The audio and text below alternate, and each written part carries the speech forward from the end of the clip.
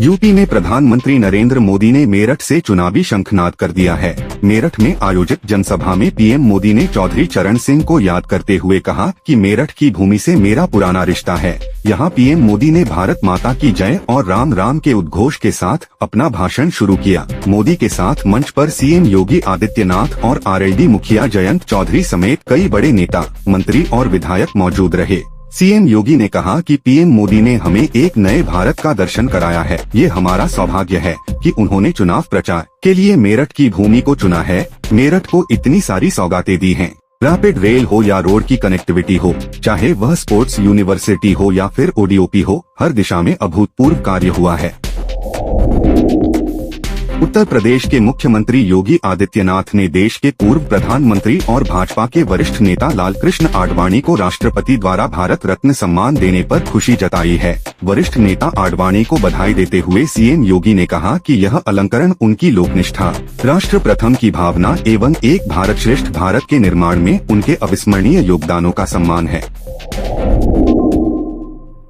UP में लोकसभा चुनावों में अपना दल कमेरावादी की नेता पल्लवी पटेल ने अखिलेश को छोड़ अपना रास्ता अलग कर लिया है। पल्लवी पटेल अब ओवैसी की पार्टी एमीन के साथ मिलकर चुनाव लड़ेंगी। पल्लवी पटेल के इस गठबंधन में अपना दल कमेरावादी, AIMIM, राष्ट्र उदय पार्टी एवं प्रगतिशील मानव समाज पार्टी शामिल होंगी। यह गठबंधन यूपी की कई सीटों पर अपने प्रत्याशी उतारने जा रहा है। रविवार को होटल क्लार्क अवध में इसकी घोषणा हुई। बरेली के मौलाना तौकीर रजा की मुश्किलें कम नहीं हो रही हैं। बरेली दंगा प्रकरण में उन पर गिरफ्तारी की तलवार पहले से ही लटकी हुई है। अब एक अधिवक्ता ने उनके खिलाफ रिपोर्ट दर्ज कराने के लिए कोर्ट में अर्जी दी है। इत्तेहादे मिल्लत कौंसिल IMC के प्रमुख मौलाना तौकीर रजा खां के खिलाफ धार्मिक भावनाएं भड़काने का आरोप लगाते हुए उनके खिलाफ रिपोर्ट दर्ज कराने के लिए CJM मुख्य न्यायिक मजिस्ट्रेट कोर्ट में अर्जी दी गई है। कोर्ट ने इस मामले में पुलिस से रिपोर्ट मांगी है।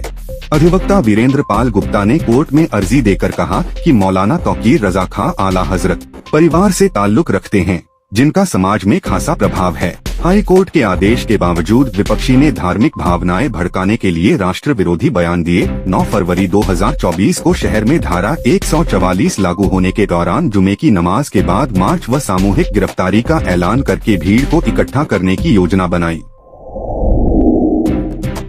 बरेली के फरीदपुर कस्बे के मोहल्लापरा स्थित प्राथमिक विद्यालय द्वितीय में शनिवार को परोसे गए मिड डे मील में कीड़े सूड़ी निकले। बच्चों ने जब प्रधानाध्यापक को बताया तो उन्होंने बचा हुआ भोजन फेंकने का दबाव बनाया। जानकारी होने पर विद्यालय पहुंचे अभिभावकों ने जमकर हंगामा किया। खंड शिक्षा अधिकारी की जांच में भी लापरवाही उजागर हुई। उन्होंने जांच रिपोर्ट BSI को भेजी है।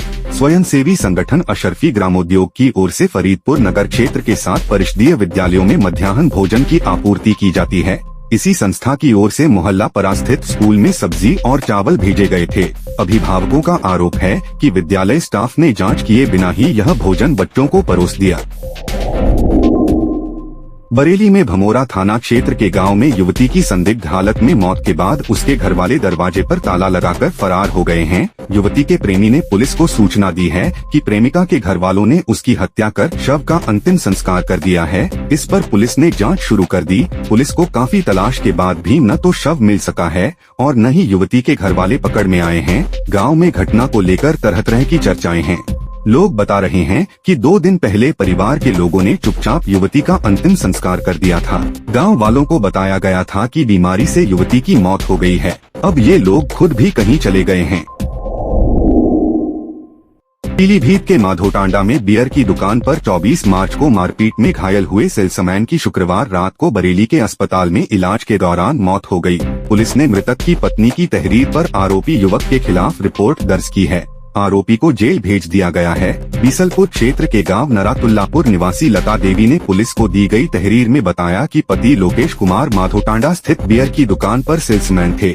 24 मार्च को माधोटांडा गांव का ही चंद्र प्रकाश उर्फ चानू दुकान पर उधार में बियर मांगने पहुंचा। लखीमपुर खीरी में दूसरे जिले के भाजपा सांसद की रिश्तेदार से छेड़खानी और मारपीट के मामले में शुक्रवार को कोतवाली में रात भर जमकर हंगामा हुआ। नारकोटिक्स विभाग में तैनात आरोपी दरोगा अभय मिश्रा के विरुद्ध कार्रवाई की मांग को लेकर सदर के भाजपा विधायक योगेश वर्मा के साथ धरने पर बैठे उनके तमाम समर्थक इतने आक्रोशित हो गए कि वे कोतवाली के अंदर कमरे में बैठे दरोगा को पीटने के लिए पुलिस से भिड़ गए।